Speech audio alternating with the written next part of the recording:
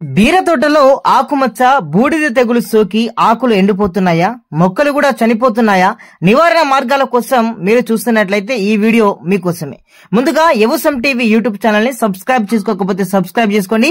పక్కనున్న bell icon ని click చేస్తే మేము పెట్టే ప్రతి ఒక్క వ్యవసాయ సమాచారం మీకు నోటిఫికేషన్ రూపంలో అందుతుంది.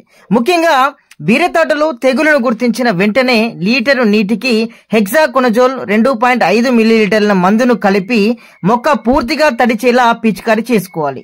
సమస్య తగ్గకపోతే 10 నుంచి 15 రోజుల మధ్య మరొకసారి ఈ యొక్క హెక్సాకొనజోల్ మిశ్రమాన్ని పిచికారీ చేస్తే బీర తోటలో ఆకుమచ్చ బూడిద తెగులు పూర్తిగా నయమవుతుంది. రైతులు కూడా మంచి దిగుబడులు పొందేందుకు ఆస్కారం ఉంటుంది. తప్పనిసరిగా ఈ వీడియోను మిగతా రైతులకు, మిగతా బీర తోటను సాగు చేస్తున్నటువంటి రైతులకు షేర్ చేసే ప్రయత్నం చేయండి. ధన్యవాదాలు రైతు సోదరులారా.